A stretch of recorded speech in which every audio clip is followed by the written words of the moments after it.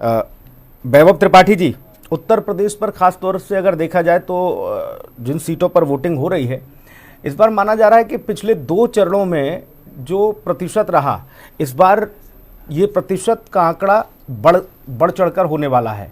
किस तरह से देख रहे हैं इंडिया गठबंधन इसे?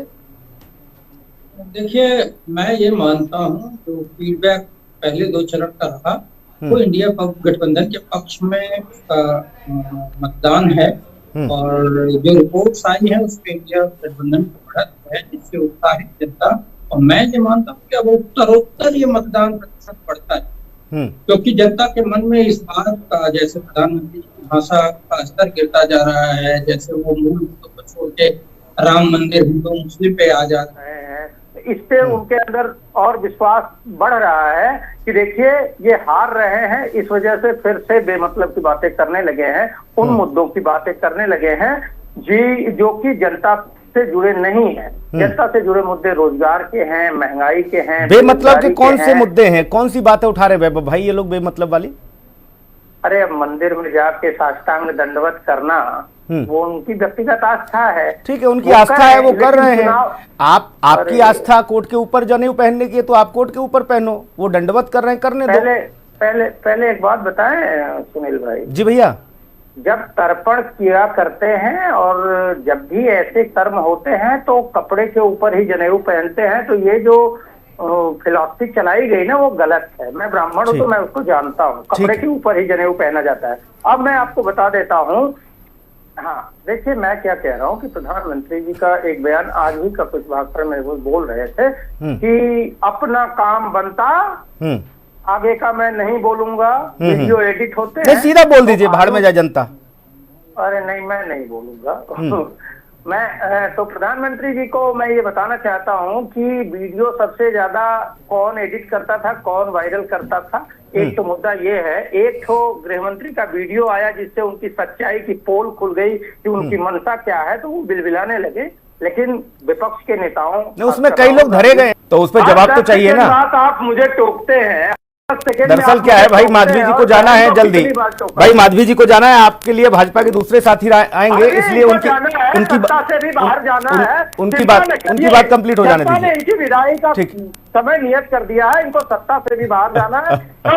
ये जनता के हक को लूट कर टिप्पणी मत करिए वैभव भाई, नाम पे जनता को बरगलाना चाहते हैं। ठीक है, माधवी जी कंप्लीट करें। ये जनता के रोजगार, महंगाई, बेरोजगारी के। अरे वैभव भैया रुक जाओ भाई, रुक जाओ, टोकिए नहीं। ठीक है भैया, उन्होंने खड़े किए, ठीक है, टोकिएगा नहीं प्लीज, हाथ जोड़कर विनती है। ठीक है, तिरंगा लहराने यही मोदी जी और मुरली मनोहर जोशी जी जा रहे थे। जानते हैं सुरक्षा एजेंसियों ने कहा कि खतरा है, और हमारे प्रधानमंत्री थे पीवी नरसिम्हा राव जी, उन्होंने कहा है इनको हेलीकॉप्टर से वहां पहुंचाइए और तिरंगा लहराना जरूरी है।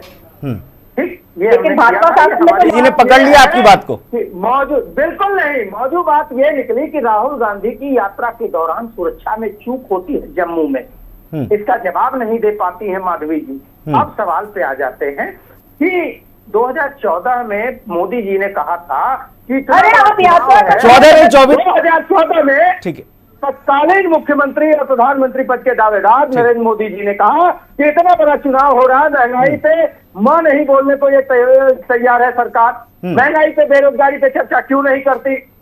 महंगाई 400 का सिलेंडर 1200 हो गया, मोदी जी महंगाई पे चर्चा से भाग रहे हैं। 83% शिक्षित युवा बेरोजगार है, ये इंटरनेशनल एजेंसी का रिपोर्ट है, उस पर बात नहीं करना चाहते।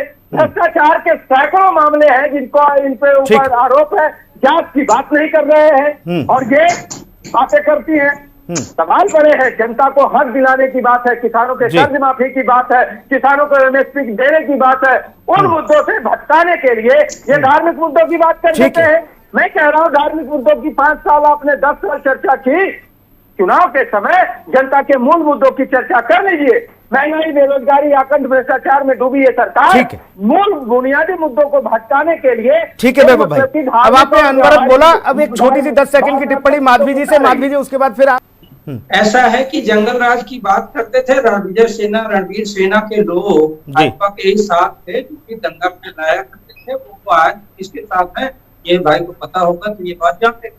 दूसरी बात, ये पिछले टर्म में ये कह रहे थे कि नौकरी विधानसभा के पटल पे ये बात स्पष्ट हो चुकी है कि नीतीश बाबू ने प्रिंसिपल सेक्रेटरी को भेजा था तेजस्वी को समझाने के लिए कि नौकरी नहीं दे सकते, और तेजस्वी जी ने कहा कि हमको नौकरी देना है, और उनका विल पावर था कि लगभग 4.5 से 5 लाख लोगों को नौकरी मिली उन 17 वर्षों में 17 महीनों में, जो 17 वर्षों में ये कुछ नहीं कर पाए।